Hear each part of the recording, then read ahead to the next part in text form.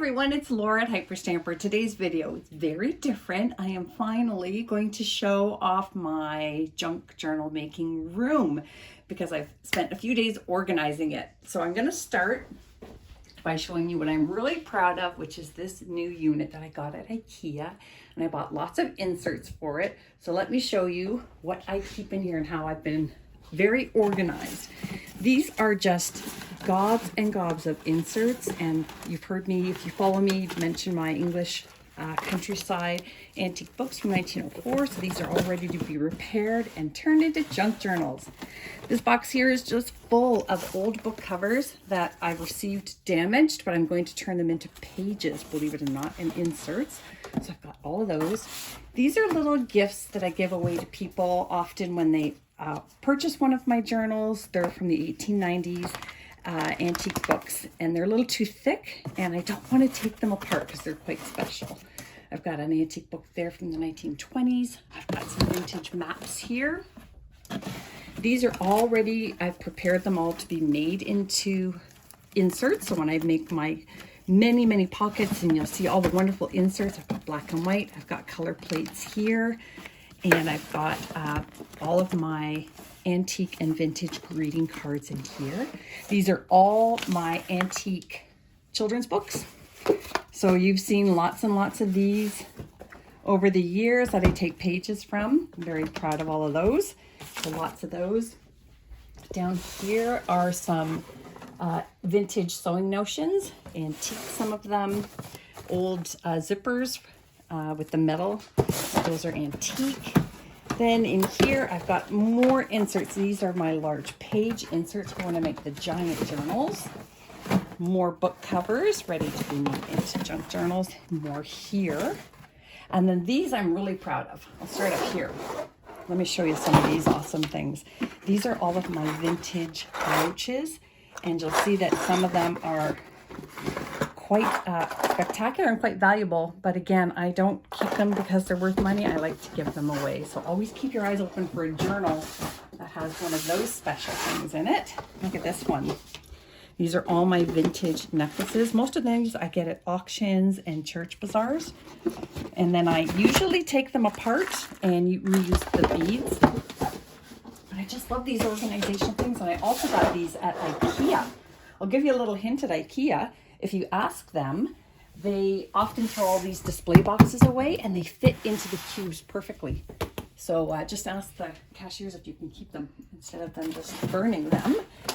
So down here, I have all of these. A lot of them are book cover tags, but they're for journaling on. So I've got them all ready to insert into my pockets. That is my 1800s Victorian sticker album that I've showed off a few times. And then these are all my vintage embroidery iron patterns. I love using those. And this is one of my favorite spots here in this unit. I've got all my vintage botanicals here, my 1950s recipe book pages, and then these are all of my vintage bird pages here that I love to insert. These I don't know yet what to do with. These are vintage tab folders from a lawyer's office from the 50s. And then this is my favorite drawer, of course, here. All my sewing notions that I tuck into all of my pockets. Aren't they wonderful? I just love that bin so much. These are all little bits and pieces I pulled out of magazines that were leftovers, but they make great tags. So these will be made into tags and clusters. And this is just a tray of, sometimes I'll use old cardboard for my tags, hence the junk journal part of junk journaling. And yeah, those are already being made into more tags. Down here are all my books that I will eventually turn into inserts. I have so much ephemera. Remember when every time I say I'm never using fake stuff because I have too much real stuff. So I've got these old French journals. I've got this from the early 1900s, the English Garden. I've got this fabulous catalog from 1927. I use all of those for inserts. So I really do use only authentic. As you can see here, I've got scrapbooks. These are my favorites down here, Girls Own. Isn't that awesome? So you've seen all of these again if you follow me. These are all my blank pages that come out of my antique books, and I like to use those so that you have more journaling space. And the same there, just more inserts, more book covers, And then here I have all of my antique and vintage postcards. So what I do is if I have somebody say order one from Illinois, I'll go in here and I'll try to find a really special postcard and include that as a little thank you gift. These are all my beads. I won't show you all of them, but I do want to just show off my vintage bead collection. Oh, I'm a liar. This one is necklaces. So all the gold tone ones and all my silver tone ones, and I make bangles out of those. I don't wear them. And then this is just one of my, these are all my colorful beads, and then the other box is all neutrals. And those are all vintage earrings that I turn into clusters, right? Isn't this exciting? I can't even stand how organized I am now. Now, let me show you these last two bins here. They're pretty fun. These ones are all game pieces. I've got all my vintage bingo cards, vintage scorecards, and all my vintage Monopoly and game pieces here. And last but not least, these are all my antique photographs, covered cards, and I try to include them as often as I can into my journals, and even these vintage mounting corner pieces. Now over here, I've just got all of my ribbons that I do with my bangles, and up here are my interior spines from my books, and I love these textures. I use them often for my clusters and for making belly bands. I've got my Canadian birch bark that a lot of you have seen in my journals. And down here are my vintage playing cards, payday cards.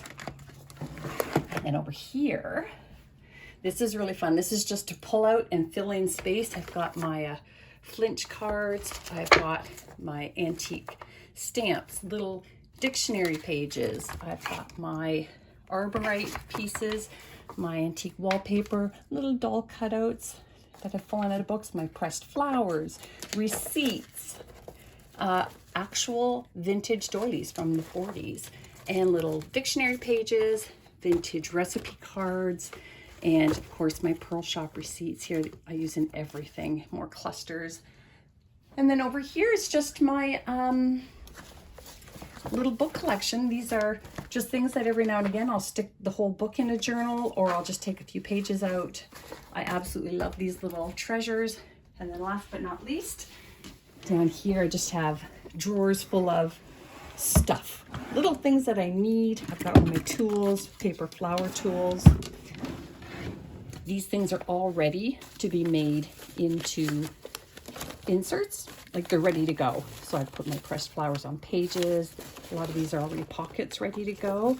There's a corner pocket, that kind of thing.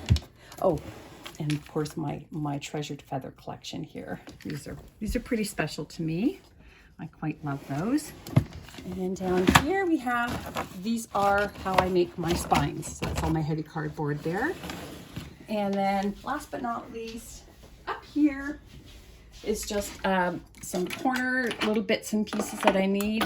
And then this is my 1903 and 1904 Beatrix Potter collection that they are so destroyed, but I do use them for inserts. So I hope you like my craft room. I love it.